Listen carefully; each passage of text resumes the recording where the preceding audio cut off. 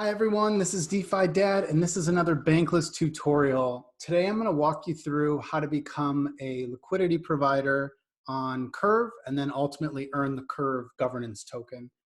I'm going to first walk you through how I think about where to lend my assets, and then ultimately how that leads me to Earn.finance as a yield bouncer, potentially, but then how that ultimately leads me to the Curve Y pool. And that's where we end up with what's properly labeled yield farming. I'm earning multiple forms of yield as a lender, a market maker, and also as someone who's being rewarded with the Curve governance token that was recently launched. So this is a tutorial that is going to end up costing me a lot of gas in light of the gas prices on Ethereum.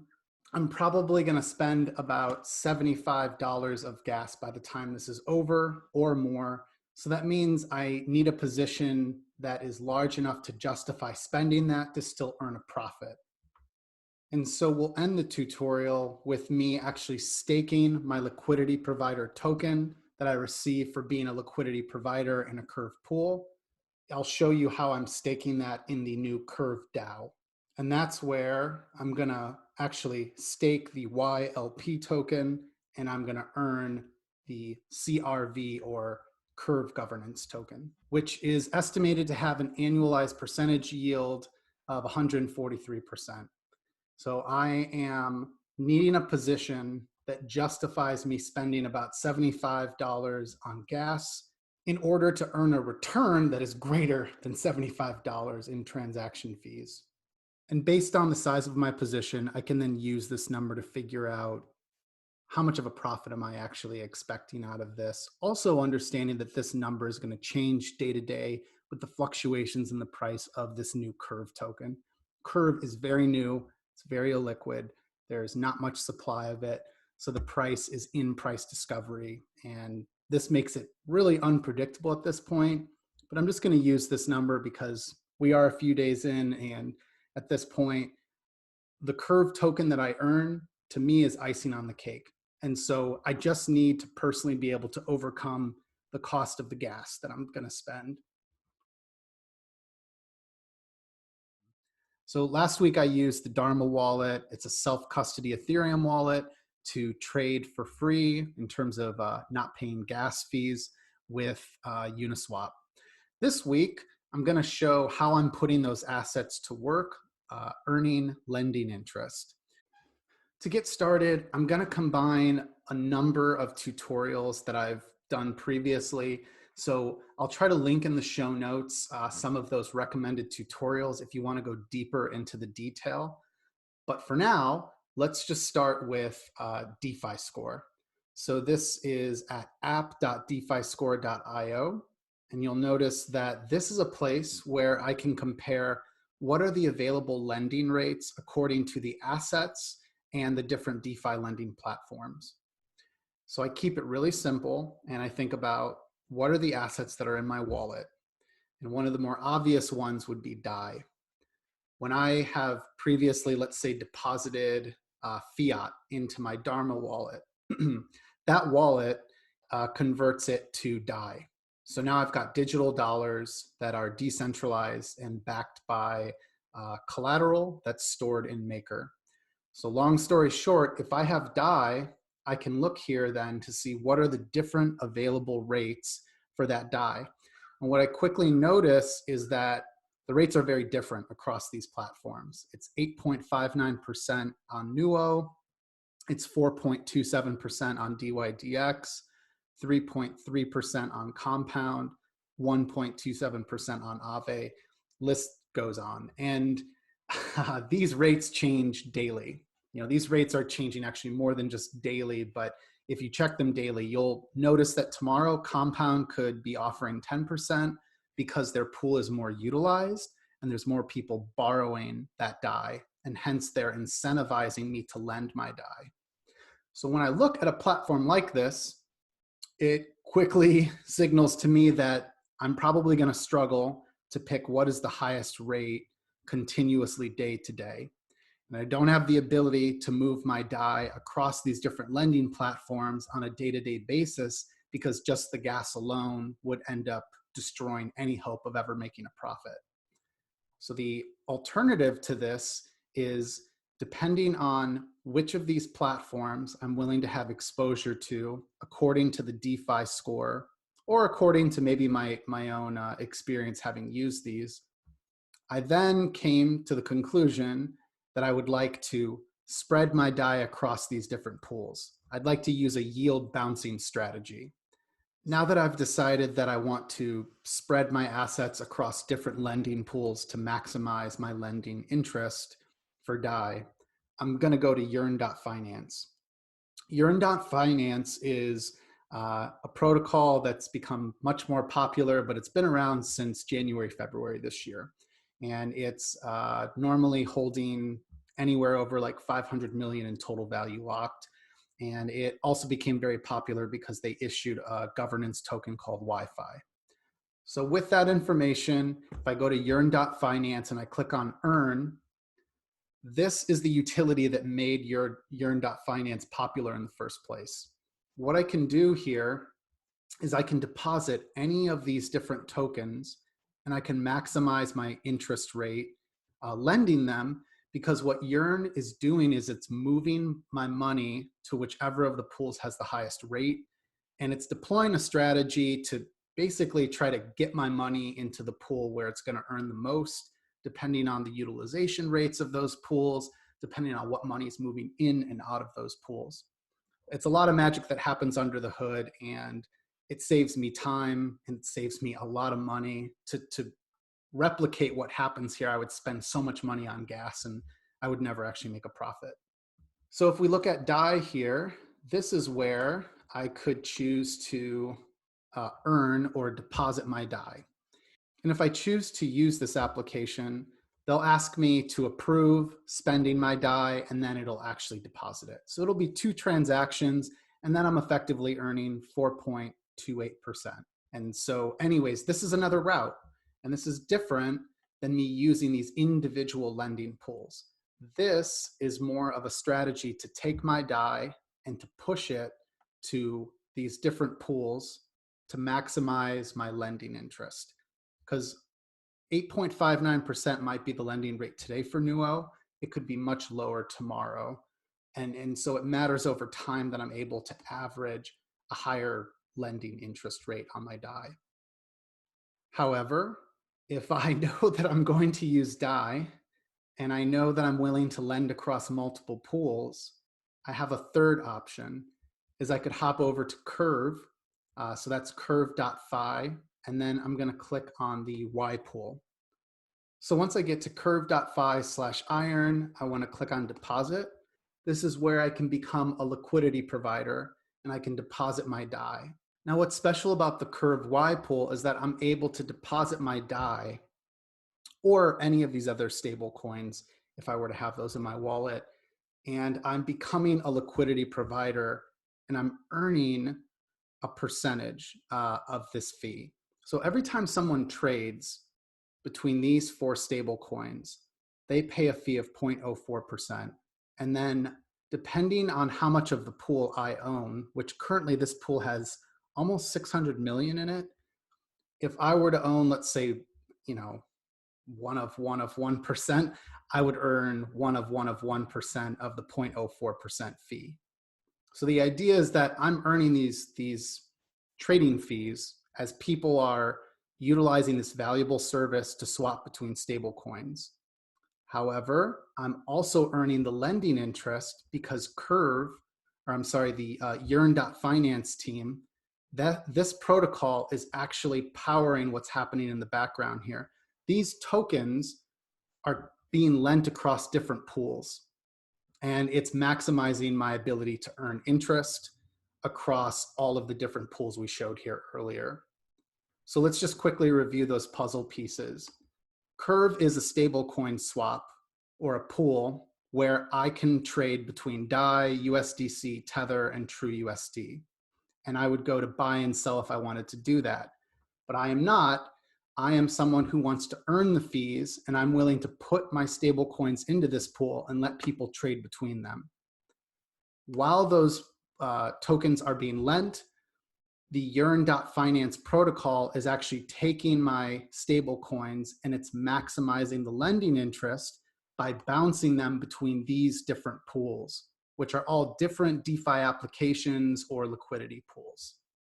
So if I've made up my mind that I'm going to use the Curve Y pool to lend and become a market maker, I also have the ability to earn this Curve token.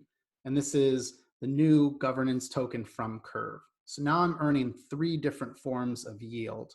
And this is technically why you would label this as yield farming. I'm earning multiple forms of yield for lending, liquidity, and these are programs that are essentially stacked up on top of one another.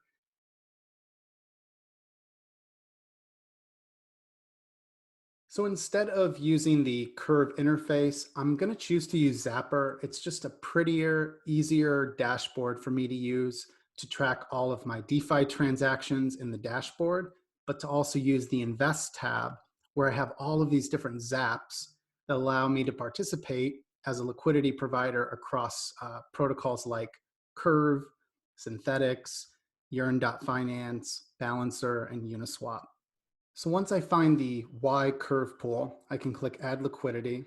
And if I didn't have stable coins, one of the really powerful things about Curve is that I could actually just zap in some Ether. But in this case, I'm going to deposit DAI, which I already have. So let's put in 300 DAI. And then you can see I'll end up with 285 Y Curve tokens. That is because these LP tokens are worth the trading fees plus the lending interest plus the original amount that I put in. And so that's why I end up with less of these more valuable tokens. I also want to choose my slippage tolerance. For less liquid pools, I would be willing to maybe take on 2 to 3% slippage, but this is a much more liquid pool in DeFi, so I'm going to mark it down to 1%. Otherwise, Zapper will let me know if there is a chance that there will be greater slippage than 1%. And the last thing I do is choose my gas setting, which I can figure out by going to the ETH gas station. So the ETH gas station tells me the recommended gas prices according to whether I want a transaction to go through in less than 2 minutes, 5 minutes, or 30 minutes. This means that I need my gas price to be greater than 71. If it's greater than 71 GWei, I'm pretty much assured that this transaction will go through. If it's less and gas prices continue to go up, I'll have to wait for the transaction to confirm at a later date when gas prices fall, or I'll have to send a dummy transaction to unstick it. The reason I use this in all my videos is because this helps me to save on transaction fees. So if we go back to Zapper, you can see that these are recommended gas settings, but I still get to choose through MetaMask in the end. So if I choose 77 as the standard gas setting, I can then click confirm. Now this is where I would give permission to spend my DAI. So DAI is an ERC20 token. I have to give permission for ZapperFi to spend it to enable me to actually deposit into the Y Curve pool. So I can click edit, look at advanced, and I see the gas price is at 77 GWei. Let's go back to the ETH gas station and let's hit refresh. The reason I do this is that gas prices change, constantly according to how much network demand there is. I'm better off doing this and then setting the gas price and confirming it as soon as possible so that the gas prices don't rise on me before I set my gas price. So I'm going to set it somewhere between these two. I tend to put it above the 30-minute mark to make sure it goes through, but below this just to save on ETH transaction fees. So I'll probably put it at about 75 GWei. All right, so I'll choose advanced, mark it down to 75. So hit save, and I click my full transaction details. This is where I choose what permission I'm giving in terms of how much of my DAI I'm willing to let Zapper spend. Now, if I choose unlimited, it makes it really convenient when I come back to zap DAI in the future into different zaps on ZapperFi. But it also is a risk because if somehow someone gains malicious control of those smart contracts, they have unlimited permission to spend DAI in my wallet. So I tend to go the more conservative route and put in exactly how much I'm going to spend, and then I can just hit save. All right, so we're ready to confirm this first of 2 transactions.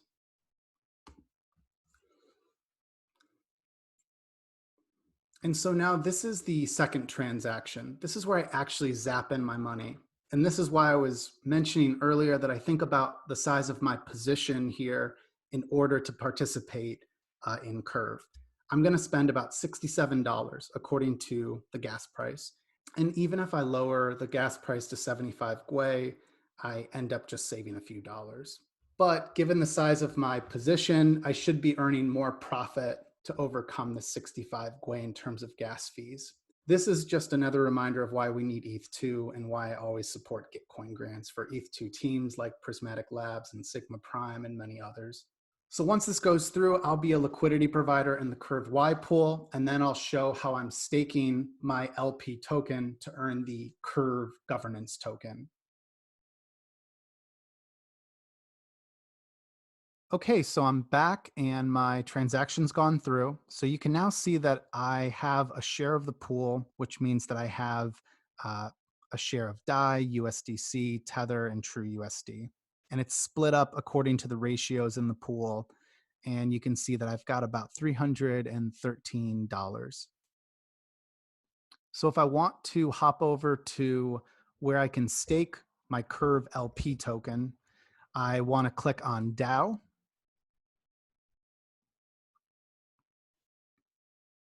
And then I'll click on the minter.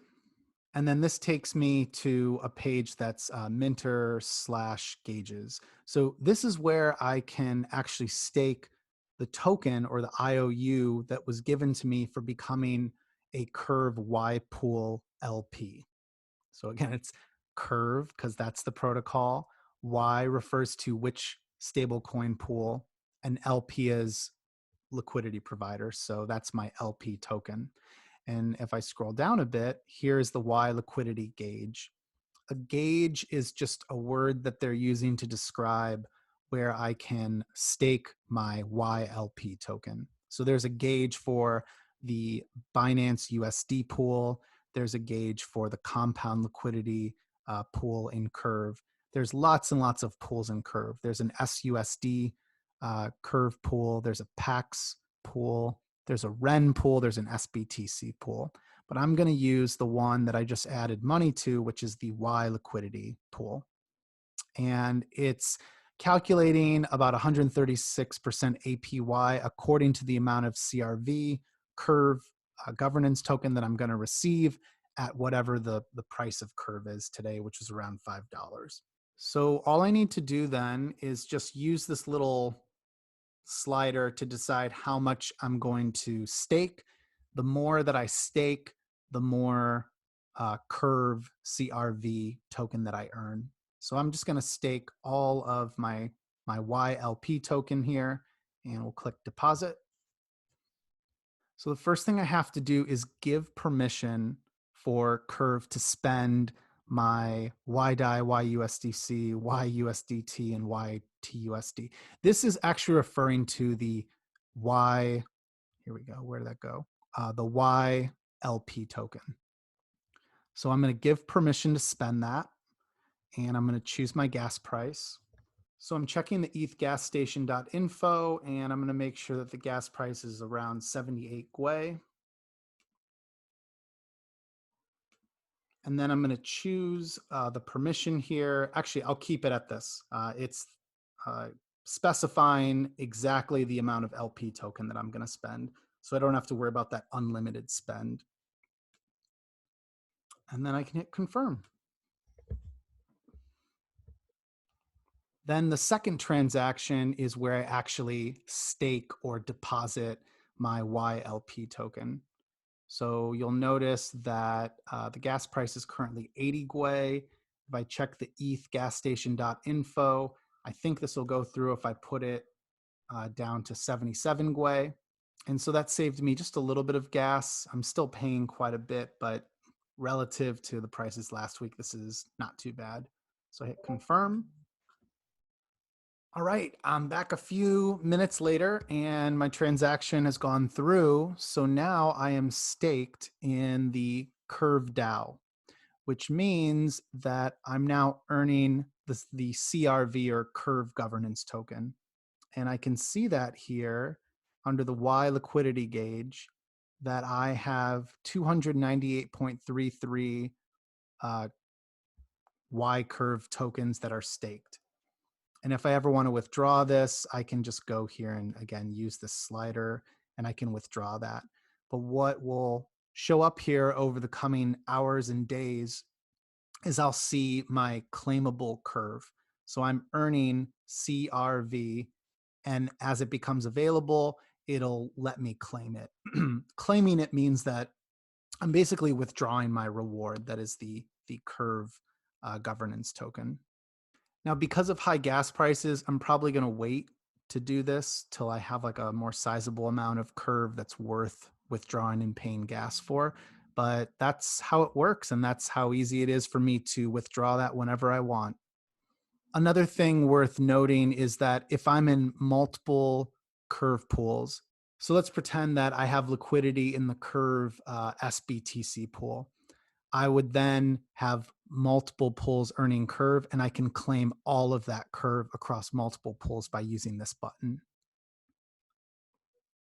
And then lastly, up above, you can see a chart that shows me where all of my liquidity is. So if I had liquidity in the SBTC pool, it would show this as a pie chart showing what's in the Y pool versus the SBTC pool. Here's a quick recap of all of the risks that I'm accepting in using the Curve pool to become a liquidity provider and then ultimately earn the Curve governance token. So first, by being in the Y pool, I am using Earn.finance, and it's moving my money across these different pools that are different DeFi applications and have their own smart contracts. So that comes with its own risk. Each one of these applications has its own smart contract risk. And then, so I'm essentially stacking that risk by moving my tokens across these different pools. So if we go to Yearn, you can see here that Yearn is moving my money across Compound, DYDX, AAVE, and that's it. Actually, it used to move it into Fulcrum by BZX and DDEX. It's no longer moving it into those pools. There's a chance that it could be moving money into more pools in the future. So I've got exposure to Compound, DYDX, and AAVE smart contracts. And then there's exposure to the Curve smart contracts. So just by using the Curve Y pool, that's additional smart contract risk to consider. It is worth noting Curve smart contracts were audited by Trail of Bits, so you can check out the audit there. And then lastly, I used Zapper earlier. So by using Zapper, that's another avenue to go down in terms of smart contract risk. They do shuttle me from my money to having it into this liquidity pool. So once I'm in Curve, I'm no longer exposed to Zapper. But initially, when I zap my money into the Curve pool, I am again putting my funds at risk in terms of any sort of smart contract failure that could happen on the ZapperFi side. The next consideration is just that I'm using a newer application built on Curve. So these liquidity gauges are part of the DAO.curve.fi. And so this is all rather new, and just I consider the fact that there could be a bug in these smart contracts. And the longer this exists, the better, the more tested it is, and the safer I will feel with my funds in Curve. Next up is the risk of just a liquidity crunch. If everyone were to withdraw their DAI from this pool, or if someone were to do a very large swap and to drain the pool of DAI, if I was wanting or expecting or needing that DAI, I now have a share of a pool that doesn't have that DAI in it, despite the incentivization mechanisms behind Curve's liquidity pool. The next risk to consider is just using a stable coin. So I've got exposure to all four of these stable coins. a stable coin peg could fail. And if that were to fail, that would not be good for the liquidity that I'm holding. So that's all I've got for you today. I hope you find this helpful. If you have any questions, feel free to reach out to us in the Bankless Discord. Also, you can comment on this YouTube video or on any of our tweets, and we'll do our best to answer your questions. Thanks for watching, and I'll see you next time.